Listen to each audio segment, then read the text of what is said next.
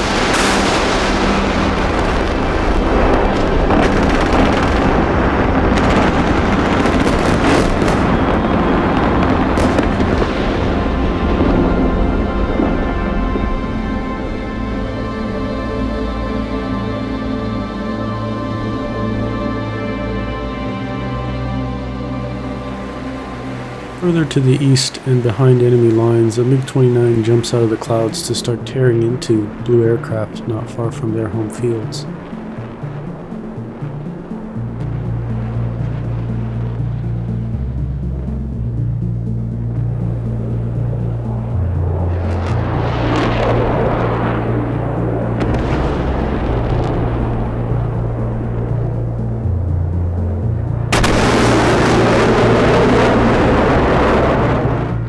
Exploiting its radar advantage against the more visually dependent lower-tiered aircraft, the MiG opts to jump back into the clouds and quickly escape the growing frenzy of Blue aircraft. Back at the FARP, we're good to go, so we start to head out. This is my typical loadout of just defensive guns, and we're sitting with about 50% fuel on board. This should give us more than enough to accomplish our flight plan, so let's take a look.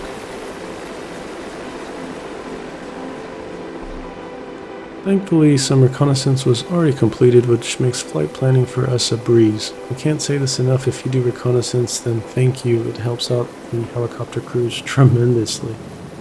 As for our plan, we're going to head southeast to the closest target. It's right next to a decent sized hill, so I've looked at the terrain and I figure I can land on the other side of the hill out of danger.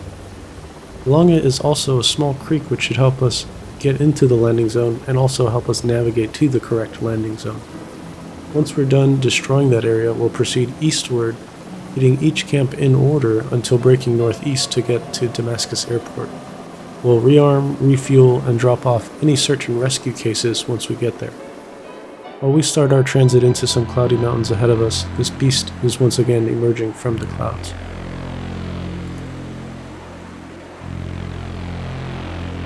With laser focus, it opts to skip out on the easy kill from a Warthog close by. This predator is on the hunt for something specific. In the airspace all around it, there are approximately 7 aircraft, one of which is an F-14 Tomcat. Like the MiG-29, the Tomcat is a plane unlocked by points, and given its advanced capabilities over the standard aircraft on the server, it's usually public enemy number 1 when it's spotted.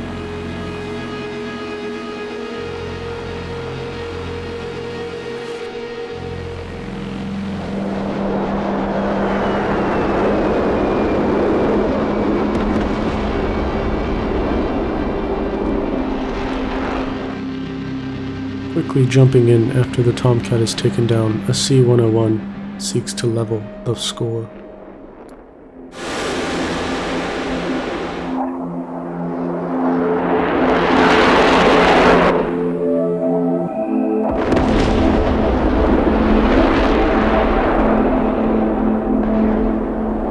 Once the fulcrum is downed, the 101 isn't out of danger as a Mirage F1 now jumps into the fight.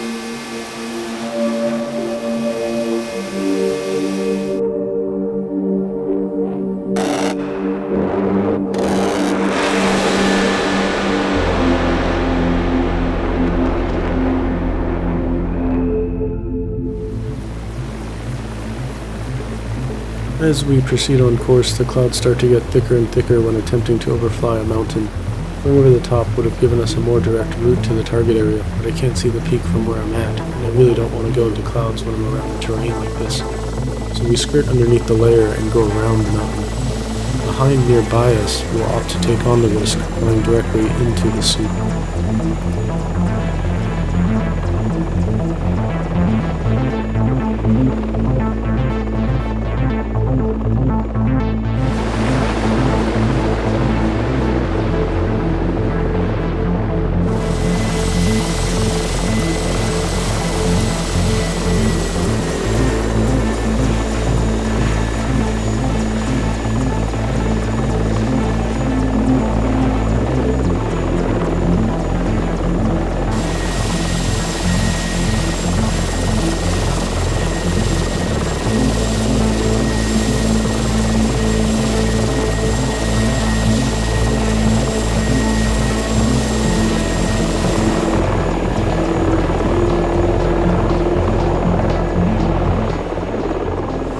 As the terrain below fades away in the downslope, it appears the hind tries to follow it down to keep visual with the ground, but the pilot appears to get spatially disoriented.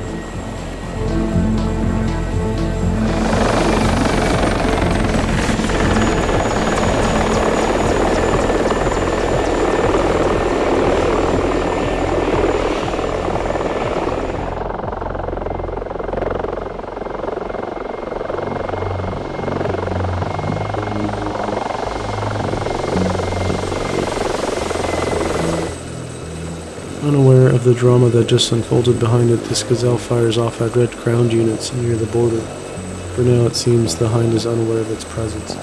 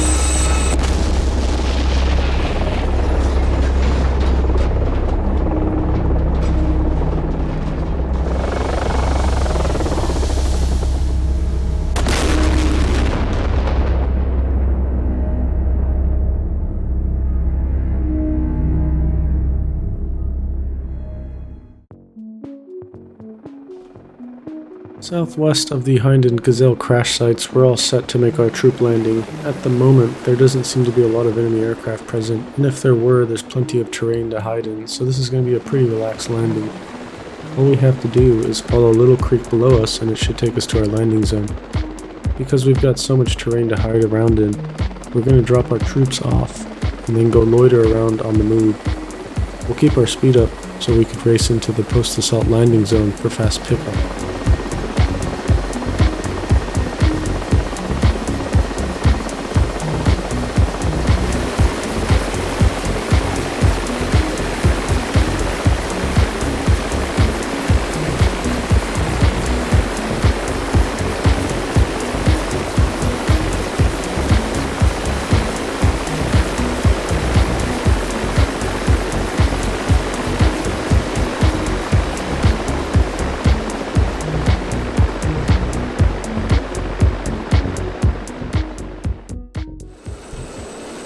As we head out of the target area to loiter, these gazelles are trying to get into their target area, only to be disrupted by a watchful foe from above.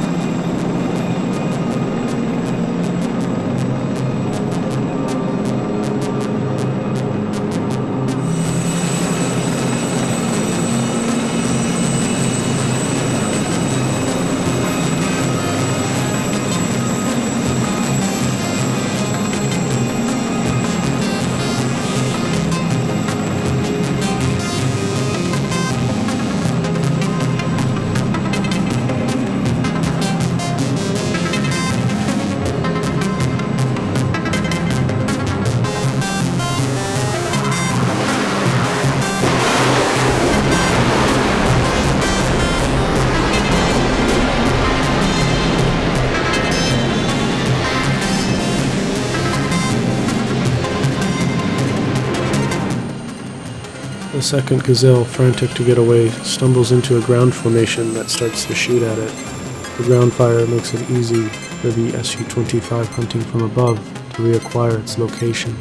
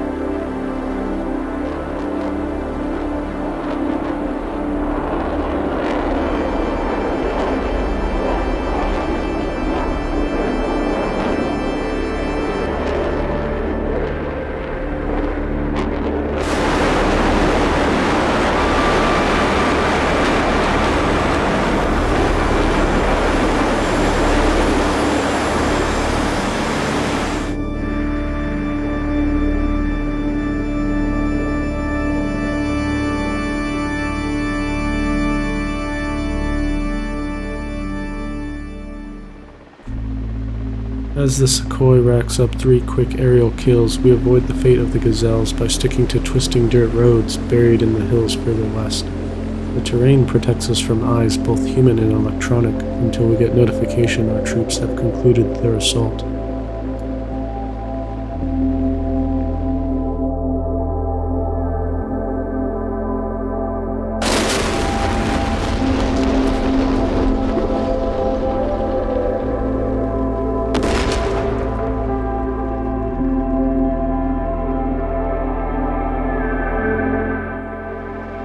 Racing into the landing zone with our hip, we want to be quick for pickup to get us out of there before enemy aircraft spot us. Unfortunately, our troops don't fire off flares, so we keep the speed up and just jet past the target area. We'll have to return to base and get a fresh set of soldiers to attack the next camp.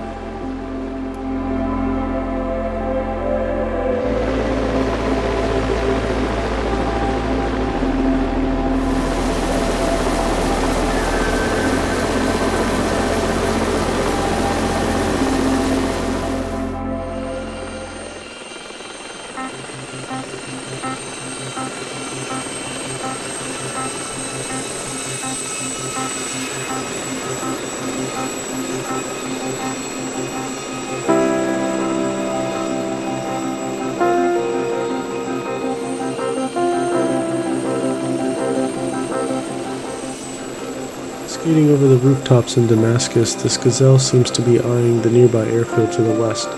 Meza has seen lots of Su-25 traffic departing throughout the day since it switched sides, and disrupting the flow of the attack aircraft the red could help blue forces bounce back.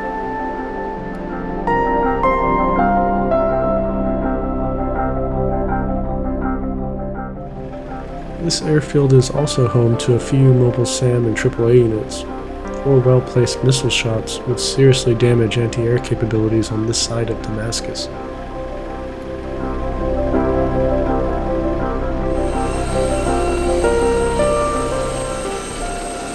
Unfortunately, the hunt is abruptly cut short.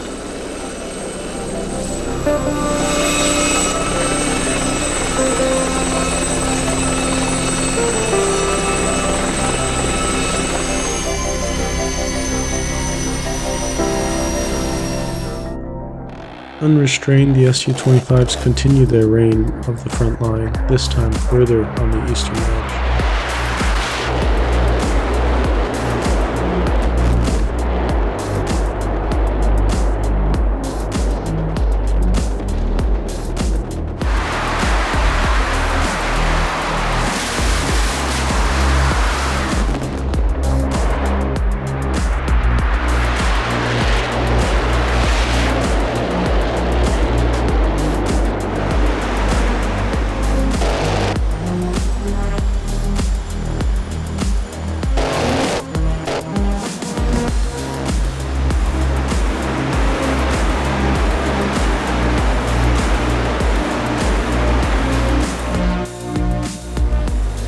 Back to the west, we've hit that mountain which caused us a slight detour at the start of our sortie, but this time I was able to find a cut that allowed us a pretty direct path across while staying under the cloud layer.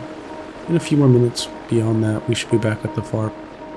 In the meantime though, I simply cannot get over flying around the mountains and how great it feels and looks, especially with some weather. I really enjoy flying around Syria map because of this.